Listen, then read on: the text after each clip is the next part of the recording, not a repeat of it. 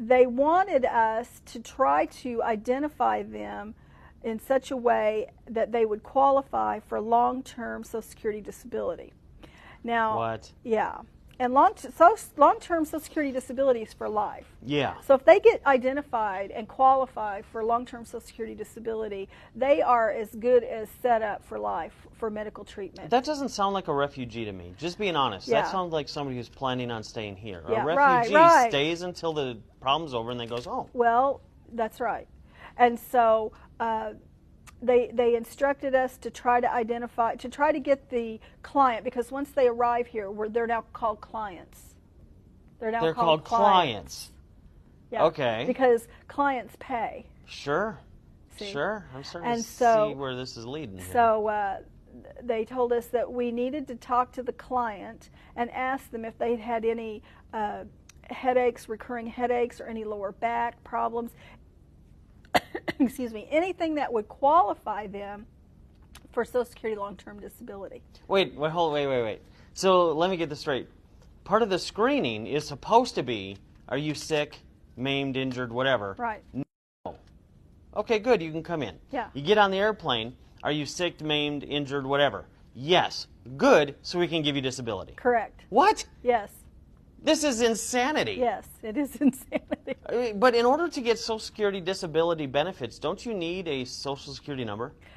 Well, we were instructed in the meeting that one of the first things we were supposed to do was sign them up for Social Security. Yeah. Wait. This is unbelievable. So they come over here and they get a Social Security number. Right. They become legal. Correct. Are you pulling my leg? No, I'm not. And then after we processed them for a Social Security card, then we were to process them for a U.S. passport. No, you're not. So that's about the time I kind of decided, okay, I was done. I've heard everything I want to know. I was so angry about this, that they would receive a U.S. passport. It just, I just couldn't believe it. I couldn't believe that we were giving these people Social Security cards and U.S. passports and free medical, free housing, free food, free everything. Yeah, but the thing that bothers me, because the food we can recoup from, and the money irritates me, but we can earn it back and we can stop the program or whatever it is. But once you give somebody a Social Security number and you give them what's considered globally the golden ticket, which is a U.S. passport. Right. That is beyond comprehension that we're doing this. That's right. Do bureaucrats know this is happening? Well, interestingly enough, no, they don't.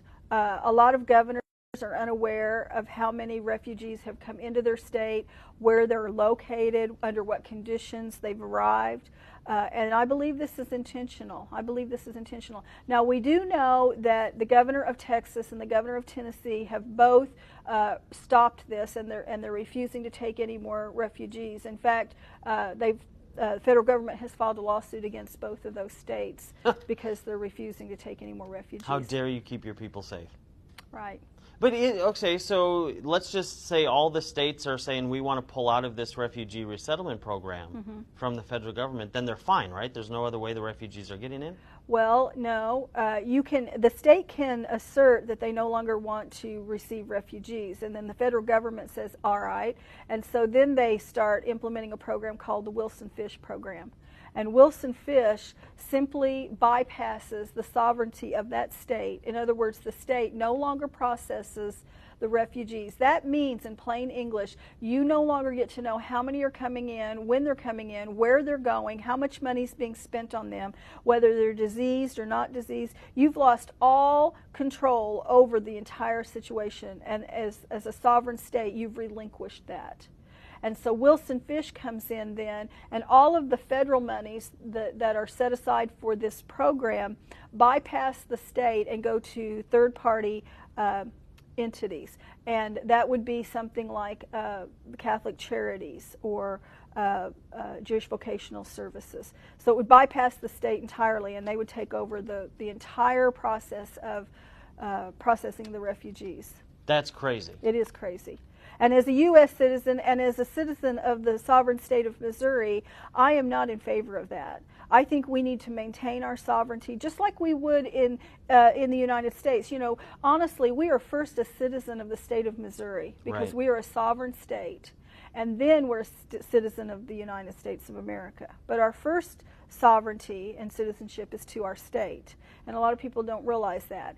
So in order for us to maintain the health and welfare and the security of our borders, we must know who's coming and going.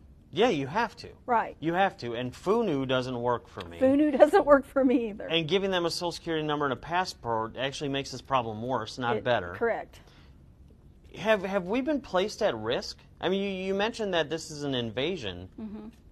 Are we at risk? I believe we are at risk, Josh, because when they come in, we're urged to compatriate them with fellow refugees, those who have come in before them. We are urged to locate other communities of refugees from the same country of origin, the same language, the same culture as those who are arriving. And so when they come in, you know, and we have had Syrians come in, and we know Syrians are on the list of those 7 countries that have been banned. And so we've received Syrians here in Missouri. Even after the ban? Yes. What? Mm-hmm. Mm-hmm. Yes. And so these Syrians are coming in, and we know that they are coming from a country of origin that has malevolent intent toward us as a nation. And we now know they're not being vetted, and we now know that not only are they coming from a malevolent country, or a country that has malevolent intent, and we now know they're not vetted, we're giving them support, and we're giving them a passport. What name do they put on the passport if their name on the thing is FUNU? I don't know. Can they just pick a name?